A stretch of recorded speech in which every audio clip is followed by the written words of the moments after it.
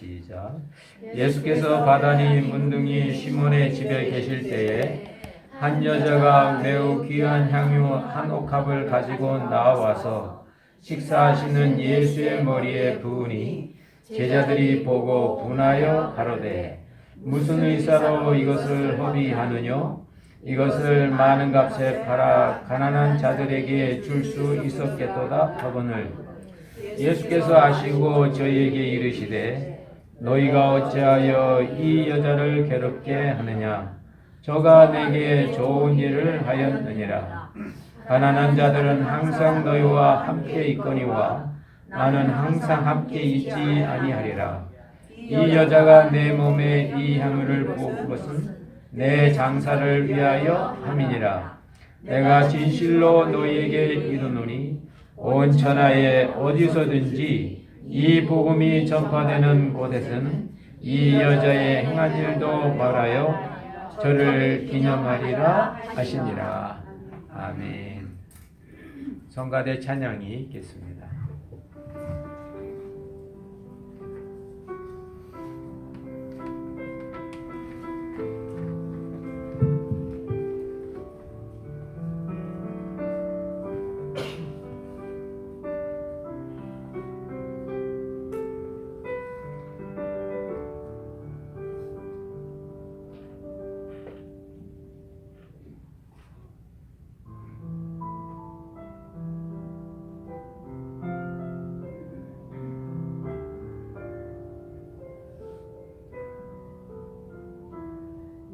지극히 작은 자재인 중에게서 무익한 날 부르셔서 간절한 기대와 소망 부끄럽지 않게 십자가 정케 하셨네.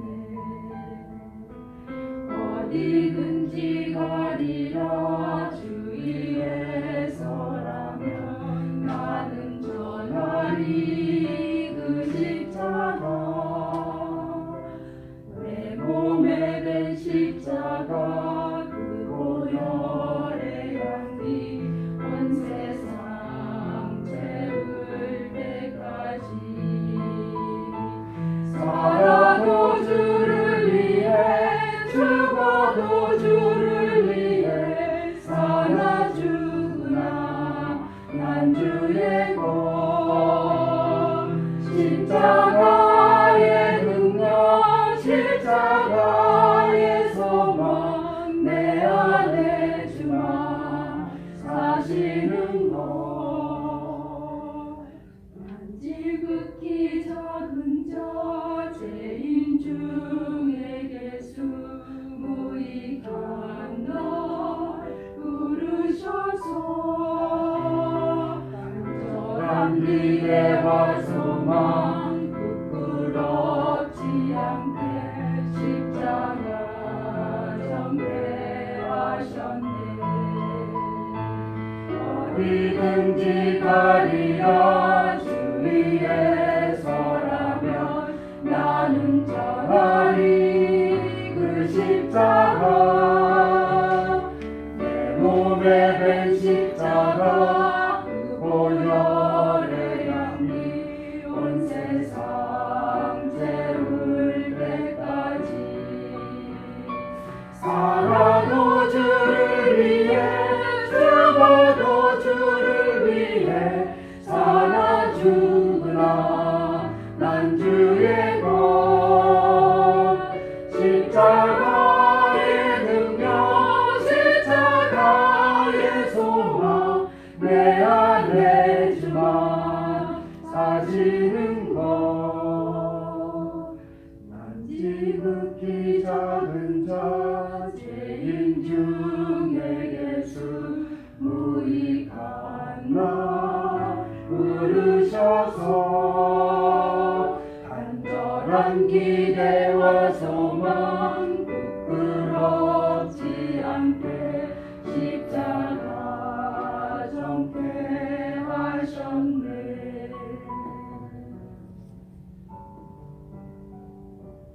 내 사랑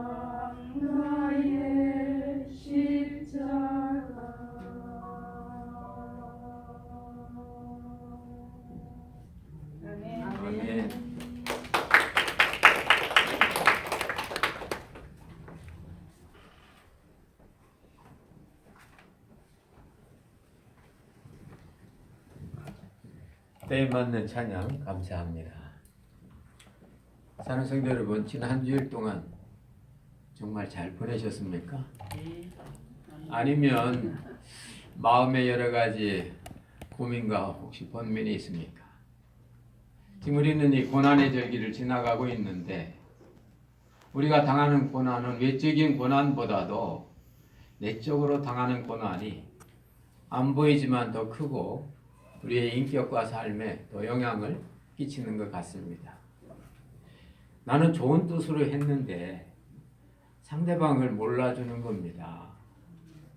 나는 사랑해서 물건을 샀는데 상대방은 그것이 너무 비싸게 샀다고 저기에 가면 세일하면 더 싸게 살 수 있다고 하면서 물건 값만 보지 그 물건 속에 있는 나의 그 사랑하는 마음을 못 본다 그 말입니다. 그때 우리는 참 안타깝고 왜 이렇게 살아야 되나, 이 제한된 시간을 사는데 이렇게 힘들게 살아야 되나 그런 생각을 혹할 때가 있습니다. 네, 여러분 기억하셔야 될 거 있습니다. 우리들은 100% 항상 집중을 받고 사랑받고 인정받고 100% 사람이 나를 like하고 love하는 게 아닙니다. 나를 좋아하는 게 아닙니다. 우리는 나는 모든 사람으로부터 시선을 받아야 되고 내가 하는 일은 다 옳아야 돼. 나는 다른 사람의 칭찬과 호감을 가져야 돼 하는 일종의 자기 체면 속에서 살아갈 때가 많습니다. 그것이 심하면 공주병도 되고 심하면 이제 왕자병이 있는지 모르고 그렇게 비굴해지고 나중에 그것이 점점 나가면 이중인격이 됩니다. 그래서 진짜 어디에 정함이 없고 우리가 불안한 삶을, 겉으로는 멀쩡한데 속에는 늘 불안함이 있고 분노가 있어서 인사만 건네도 인상을 쓰고 좋은 말만 하려고 악수를 하려고 해도 당신이 뭔데 혹시 나쁜 마음 가진 거 아니야? 이렇게 오해받을 때가 많다 그 말입니다. 심리학자들의 연구에 의하면 271이라는 그런 법칙이 있어요. 271 또 Rule of 271. 그건 뭐냐면 나를 좋아하는 사람은 한 사람밖에 없고요. 10사람 중에. 그리고 나를 공연히 이유도 없이 싫어하는 사람이 2사람. 나머지 7사람은 나에 대해서 무관심하다는 겁니다. 현대인들이 그렇다는 거예요. 그렇기 때문에 우리가 어떤 대화나 인사나 어떤 좋은 일을 했을 때 그 사람이 나를 무안주고 무시하면 저 사람은 10사람 중에 2이네. 내가 그렇지 않다는 겁니다. 그리고 나는 열심히 뭘 하고 해도 주위에서 무관심할 때는 그것이 10사람 중에 7이네. 그러나 10번 하면 하나는, 10사람 만나면 한 사람은 나의 마음을 알아주고 나에게 좋은 그런 감정을 가질 수 있다는 겁니다. 오늘 성경에 보세요. 예수님께서 베다니에 계셨는데 그 베다니 문둥이 시몬의 집에서 식사를 하시는데 한 여인이, 물론 다른 복음서에 그 여인의 이름이 나옵니다만은 이 마태복음에서는 우리도 그럴 수 있다는 걸 전제로 해서 이름을 밝히지 않습니다. 한 여인이 와서 예수님의 머리에 기름을 붓습니다. 그것도 아주 값비싼 기름입니다. 다른 복음서에는 300데나리온이 값이라고 하니까 1데나리온은 노동자 하루 품삯이라고 하면 우리 미국의 평균 노동자들이 하루에 80불을 번다 하면 300데나리온 같으면 24,000불의 퍼퓸을 24,000불의 그 향유를 그걸 예수님의 머리에 붓습니다. 왜 머리입니까?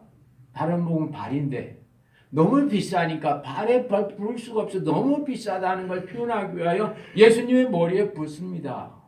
지금 여기에는 진짜 진정으로 주님을 사랑하고 주님을 위하고 자기의 사랑을 그런 식으로 좀 표현하고 있는 겁니다.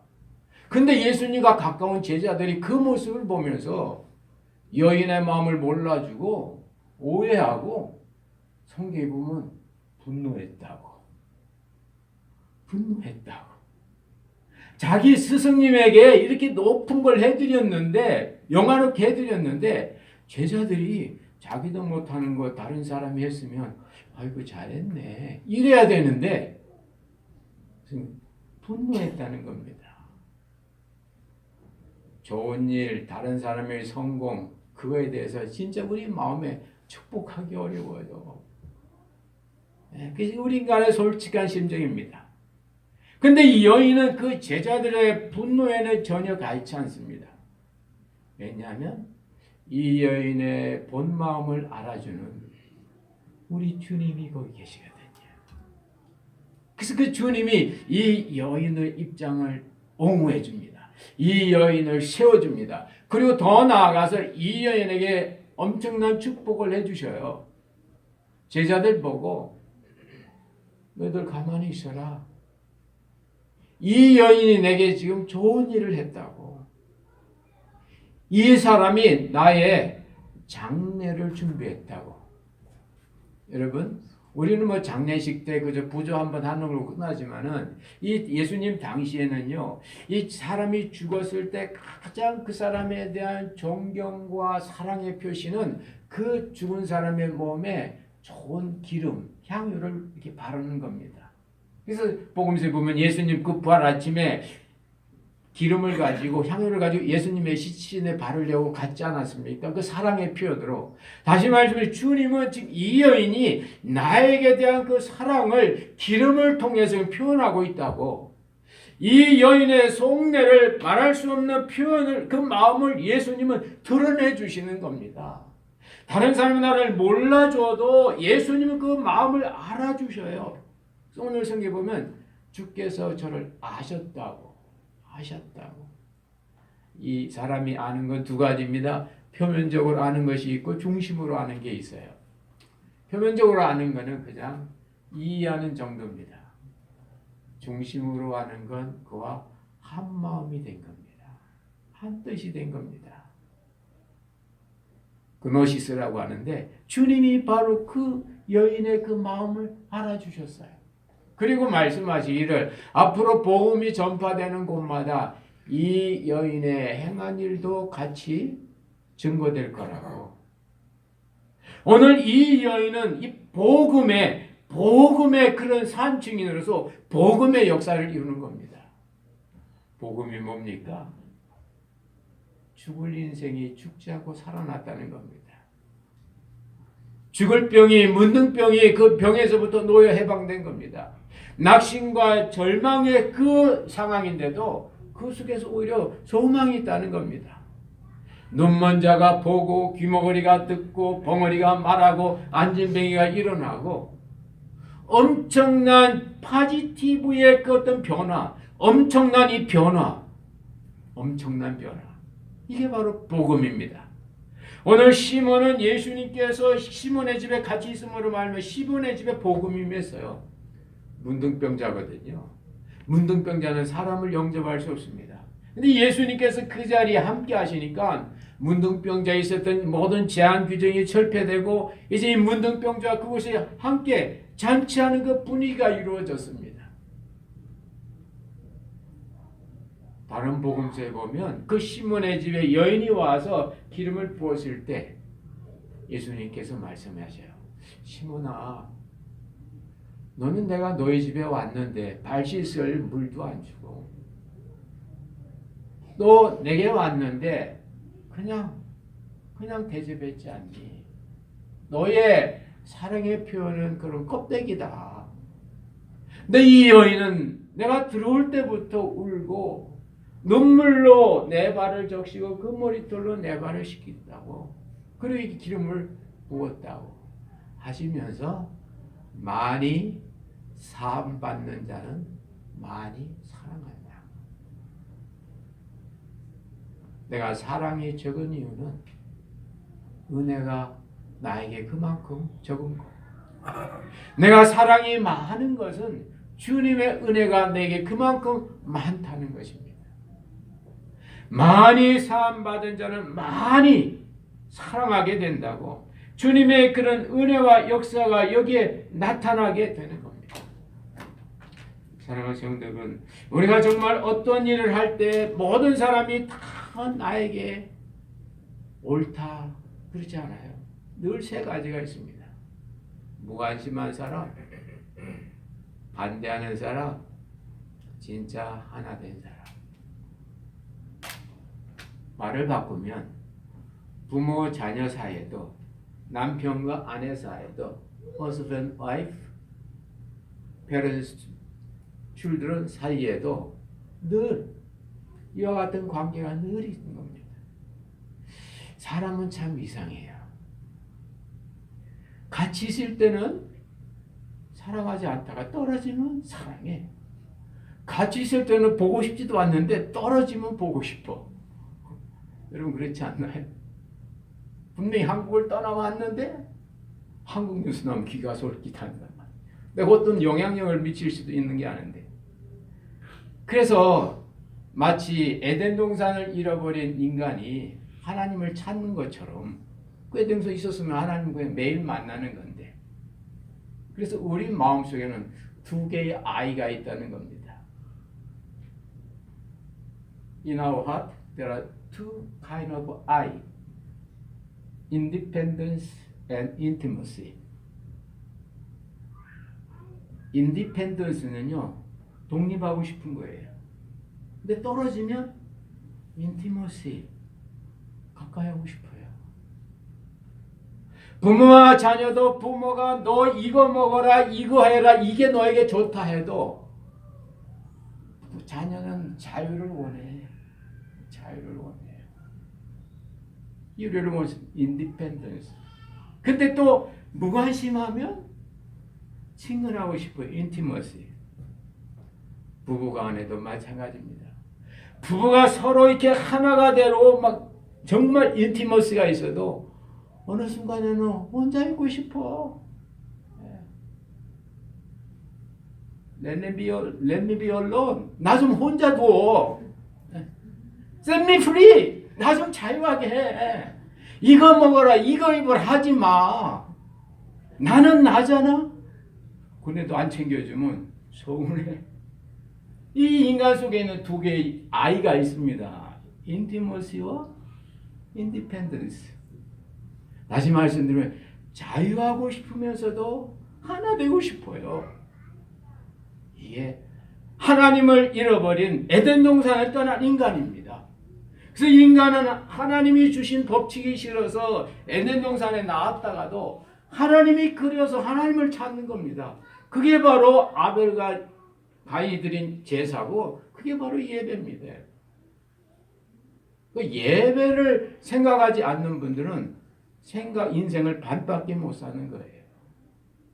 이 하나님의 은혜 세계, 신앙 세계 속에 엄청난 부유와 엄청난 그 세계와 엄청난 게 있거든요. 그런데 이 보이는 세계만 살면 우리는 기술자는 될지 몰라도 예술가는 못해요. We could be just engineer, technician, part. 하나님 우리로 홀레스로, 하나님 우리로 멋진 아티스트로, 아주 걸작품으로 살기를 원하시거든요. 오늘 이 여인의 그 예수님께 그걸 부은 그 모습을 보면서 제자들은 분노했습니다. 그러나 주님은 분노하는 제자들을 책망한 게 아니고 그들을 위로하시고 그들에게도 은혜를 주십니다. 가난한 자들은 항상 있어. 그러나 난 항상 있지는 않아. 가난한 자들은 항상 있어. 그게 무슨 말일까요? 다음 기회가 또 있어. 너희들이 가난한 사람을 도우려고 하지, 300다녀를 팔아 가난해서 도우려고 하지, 지금 이 기름이 없어져서 너희들 가난한 사람 못 돕는다고 하지, 괜찮아. 다음에 가난한 사람 도울 기회가 또 온다. 그러나 나는 또 없어. 여러분, 우리가 먹고 살고 여러 가지 세상 일 하는 건 다 함께 있어요. 그러나 이 시간에 주님이 주시는 이 생명의 은혜만은 이 시간 놓치면 그걸로 끝입니다. 남편과 아내가 부모와 자녀가 같이 살 수 있어, 같이 먹을 수 있어요. 그러나 그 순간, 그 타임, 그 시츄에이션에서 사랑할 수 있는 그거는 그때밖에 없습니다. 이게 주님께서 제자들에게 주시는 은혜의 말씀이죠. 저는요, 이렇게 다른 목사님들 만나서 얘기하면 목사님 뭐 좋은 식당 가고 막 이게 목사님 식당 얘기를 많이 하는지 몰라요. 예수님 얘기를 해야 되는데 그럼 뭐 여러 가지 맛있는 거 많이 먹고 그랬다 그래요. 저는 그 얘기 들을 때마다 주님의 이 말씀이 생각나요. 다음에 또 기회가 있어. 저는 미국의 좋은 식당 맛있는 거 많이 안 먹은 거 감사해요. 왜? 다 먹을 기회가 있거든. 근데 다 먹은 사람 다음에 먹어도 맛이 없어. 신나지 않아요. 할렐루야. 아멘. 여러분 많이 못 먹고 못 살고 좋은 문화시설 뭐 최고급 승용차니 뭐 이런 거 안 한다고 아이 BMW 안 타면 어때?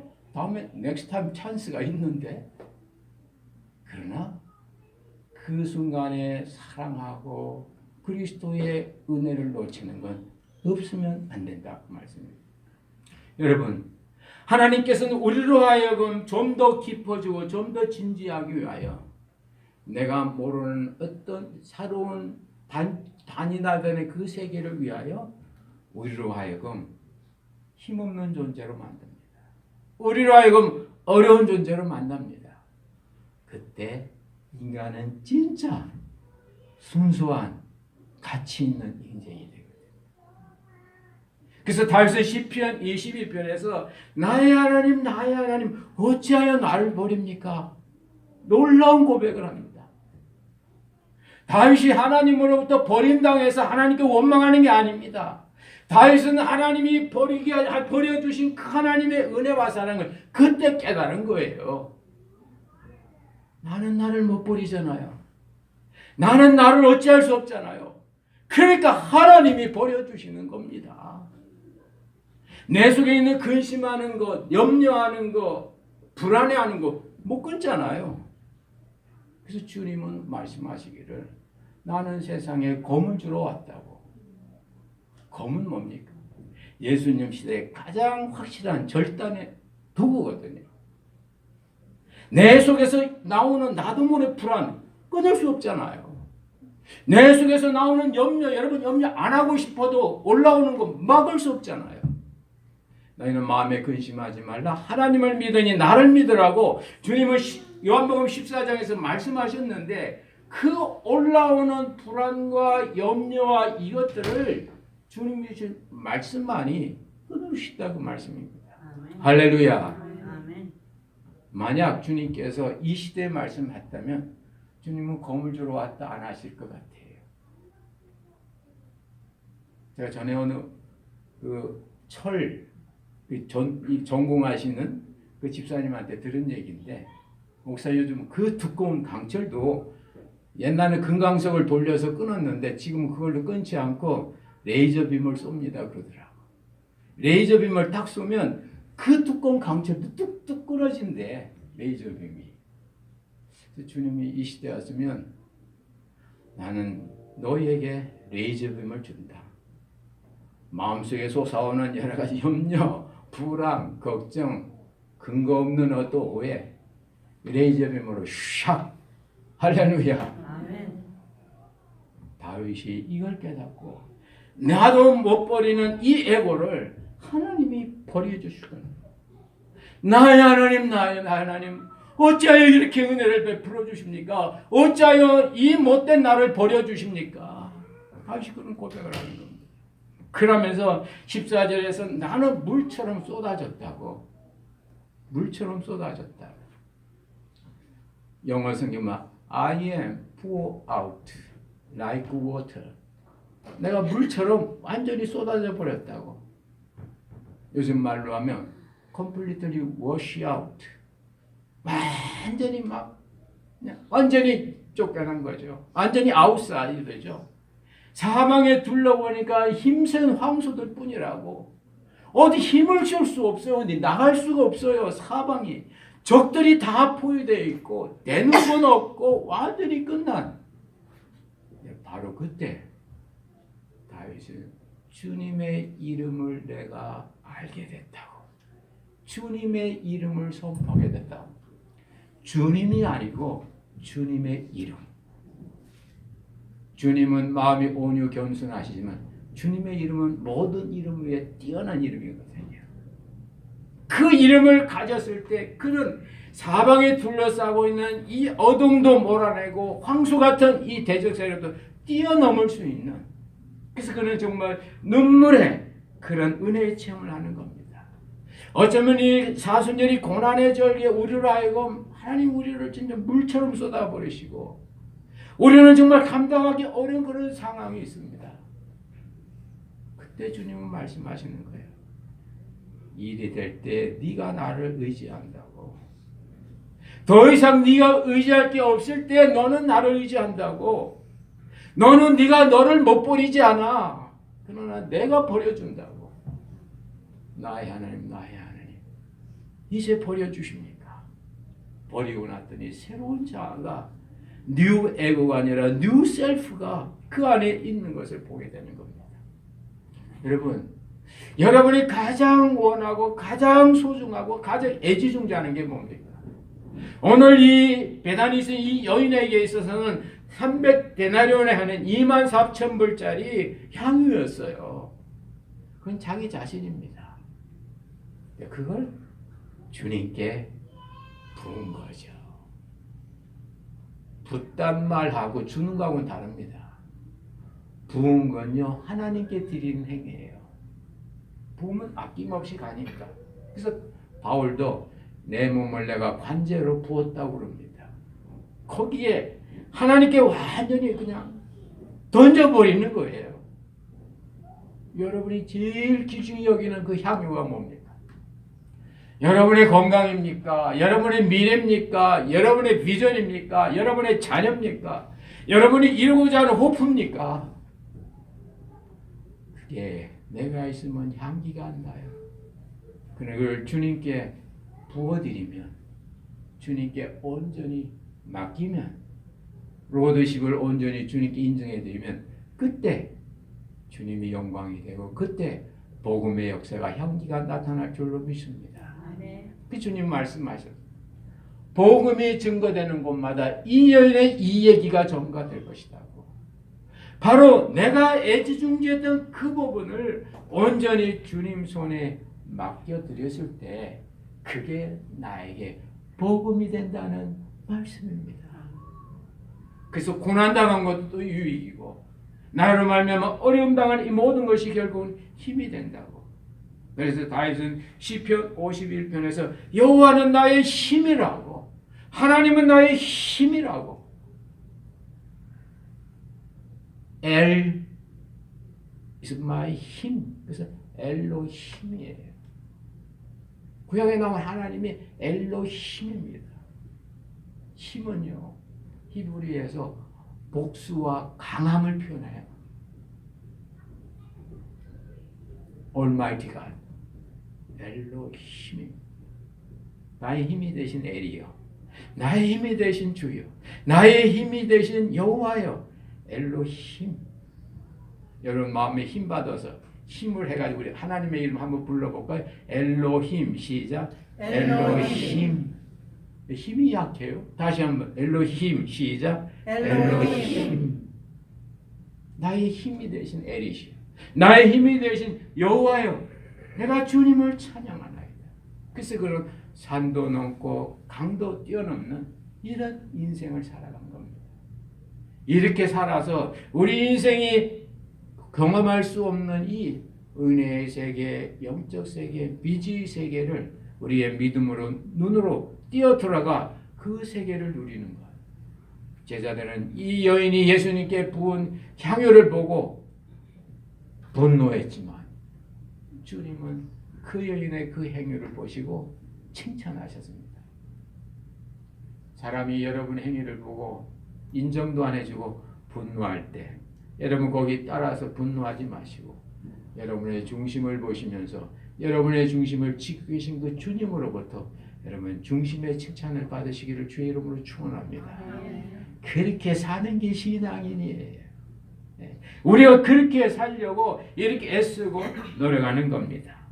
이 사순절 때 이와 같은 이 여인에게 나타난 이 은혜의 신앙이 우리들의 신앙이 돼서 우리들이 갖고 있는 그 모든 일들이 주님의 그런 역사의 도구가 되시기를, 그래 주님의 칭찬과 복음이 증거되는 역사가 여러분 심령 속에 나타나시기를 주의 이름으로 축원합니다. 기도하겠습니다. 하나님 아버지 감사합니다. 오늘 이 베다니인 한 여인이 예수님께 그 귀중한 옥합을 부어드렸을 때 많은 사람, 특별히 예수님과 가까웠던 제자들도 오해하고 분노하고 오히려 그 여인에 대해서 책망했던 걸 봅니다. 팔아서 가난한 자에게 주지 왜 그렇게 했냐고. 그러나 주님은 그 기회는 다음에도 또 있으니, 그러나 오늘 이 여인의 한 행위는 이것이 전부라고 그 여인을 세워주시며 그 여인의 중심을 알아주시며 그 여인에게 복음으로 다가와 주신 주님을 기억합니다. 하나님, 우리가 일생을 살아가면서 때때로 주위로부터 인정 못 받고 어렵고 주위로부터 아버지 분노의 그런 상황이 있을 때에도 나의 중심을 바라보게 해주시고 그 중심 앞에, 그 중심이 주님 앞에 참 떳떳할 수 있도록, 그 중심이 주님으로부터 칭찬받을 수 있도록 우리의 중심이 늘 선명하게 하시고 복되게 주시옵소서. 이 사순절을 지나가 오늘 주의 자녀들에게 약속된 평강이 넘치기를 원하옵고 예수 그리스도의 이름으로 기도드리옵나이다. 아멘.